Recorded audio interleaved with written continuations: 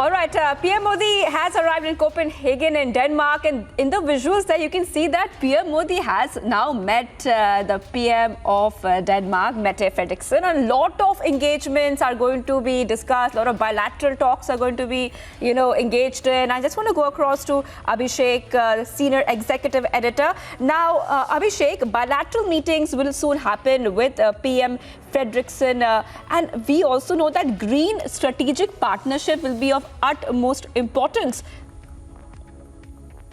Well, absolutely. So, in fact, Denmark is known as India's green partner, and this is going to be a very important visit over the next day and a half. But Shivangi, let me just look at the pictures and speak to them for the benefit of viewers. Animated conversation there between Prime Minister Modi and Prime Minister Mette Frederiksen of Denmark there at the Prime Minister's official residence in Marienborg area of Copenhagen, Copenhagen as it is pronounced in Danish.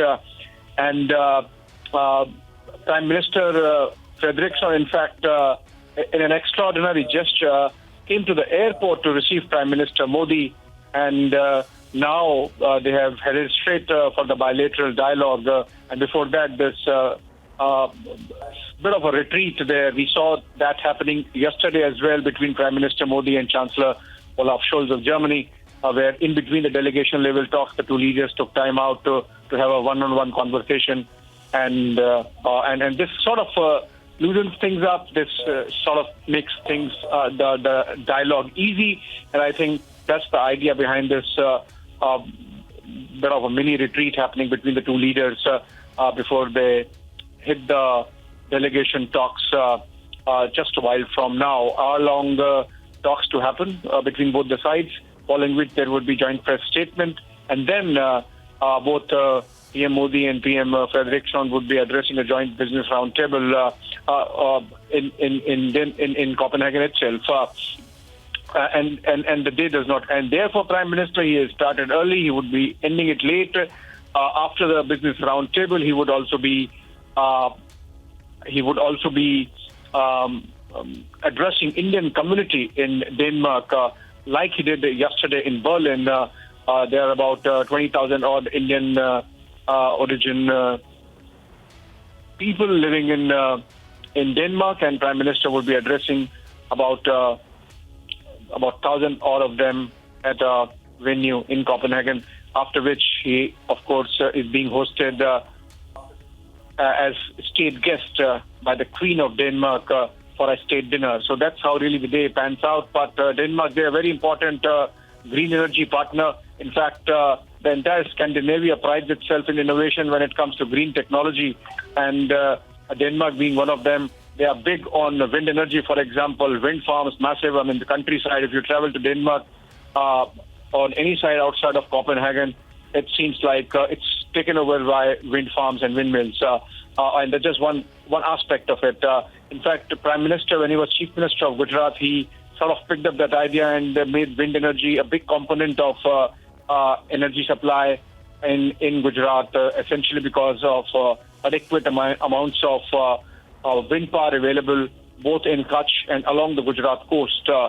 We have seen that being upscaled to a level where India is looking at 450 gigawatts of renewable energy by the end of this decade, and the Scandinavian countries are going to play an important role. The Nordic countries are going to play an important role. In fact, this visit is dovetailed with the second India-Nordic summit that's going to take place tomorrow, where prime ministers of all the 5 Nordic countries, apart from Denmark, Finland, Sweden, Norway, and Iceland, they're going to troop down to Copenhagen and have a multilateral summit with Prime Minister Modi. So very busy 24 hours for Prime Minister.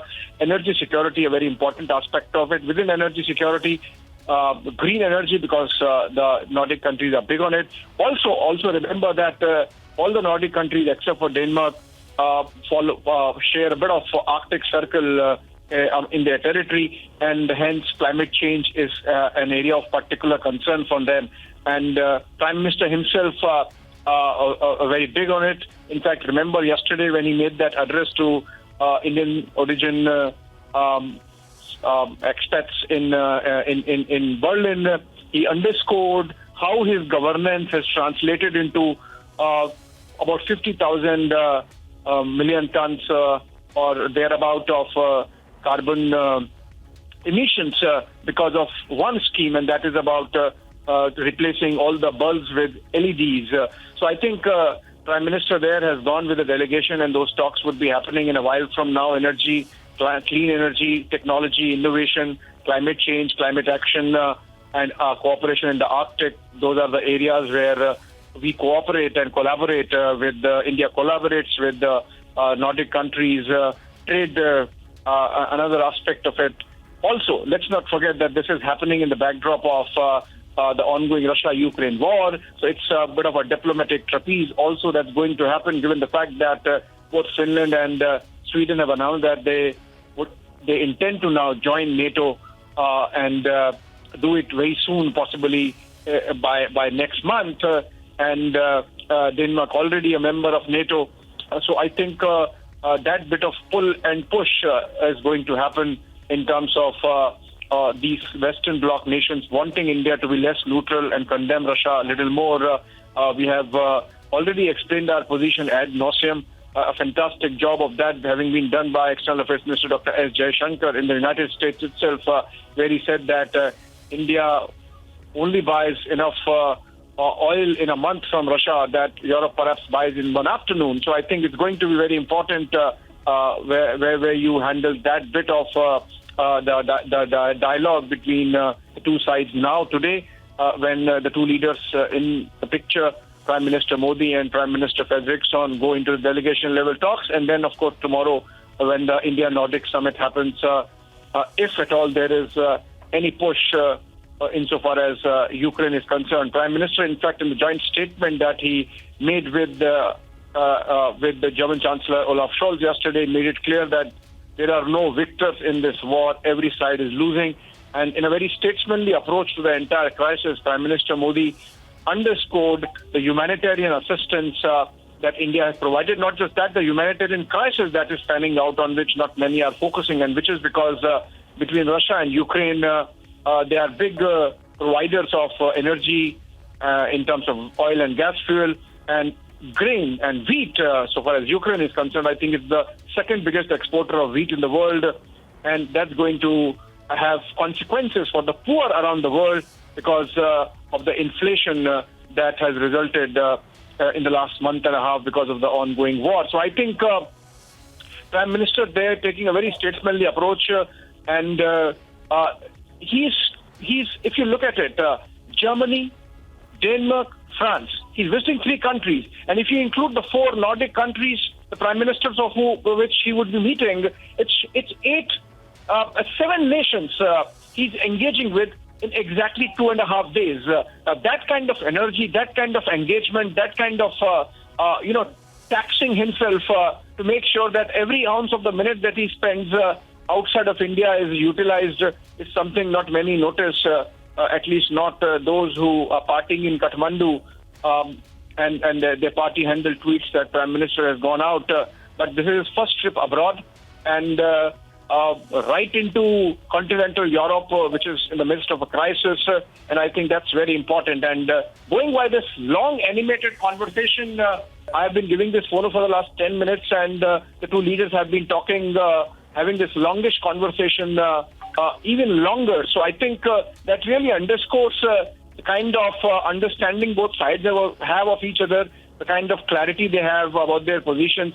And I can see both the leaders are very at ease. The body language gives a sense of comfort that you can do business as the two leaders head back into the delegation level talks at the official residence of Prime Minister of Denmark, Mette Frederiksen, after this short retreat one-on-one that the two have had over the last 15 minutes.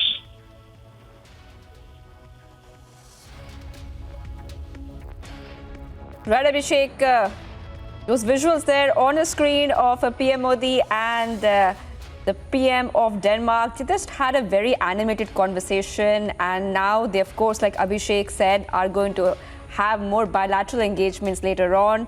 Also, later in the day, we will also see many more meetings happening. We will have a Green Strategic Partnership talks on that. And later on, there will be, of course, more meetings lined up. And the Prime Minister will be addressing the robust Indian diaspora in Denmark.